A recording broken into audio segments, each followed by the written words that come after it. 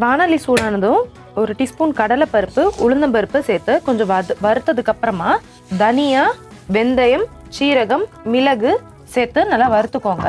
இது நல்லா வறுத்ததுக்கு அப்புறமா எடுத்து ஆற வச்சிருங்க, அப்படியே இருக்கட்டும். அதே வாணலியில் கொஞ்சமாக எண்ணெய் விட்டு பூண்டு, சின்ன வெங்காயம், காஞ்ச மிளகாய், கருவேப்பிலை சேர்த்து நல்லா வதக்கிட்டு எல்லாத்தையும் சேர்த்து நல்லா பேஸ்ட் மாதிரி அரைச்சிக்கலாம். இந்த பக்கம் ஒரு சட்டியில் கொஞ்சமாக முருங்கைக்காய் சேர்த்து அது கூட கொஞ்சமாக உப்பு சேர்த்து தண்ணி விட்டு நல்லா வேக வச்சிருங்க. இப்போ இது நல்லா வெந்ததுக்கு அப்புறம் நம்ம அரைச்சி வச்சிருக்கிற விழுதை அதோட ஒன்றா சேர்த்து கலந்துட்டு கொஞ்சம் கொதி வந்ததுக்கு அப்புறமா கட்டியாக கரைச்சி வச்சிருக்கிற புளி தண்ணி சேர்த்துட்டு தேவையான அளவு உப்பு சேர்த்து நல்லா கலந்து விட்டு கொதிக்க வச்சிருங்க. இப்போ இது நல்லா கொதிச்சு வரும்போது ஒரு வாணலியில் கொஞ்சமாக எண்ணெய் விட்டு கடுகு, உளுந்து, காஞ்ச மிளகாய், கருவேப்பிலை, கொத்தமல்லி இலை சேர்த்து நல்லா பொரிஞ்சதுக்கு அப்புறமா இதோட ஒன்றா சேர்த்து தாளிசம் சேர்த்து கலந்து இறக்குனீங்கன்னா நம்ம சுவையான முருங்கைக்காய் தீயல் தயார்.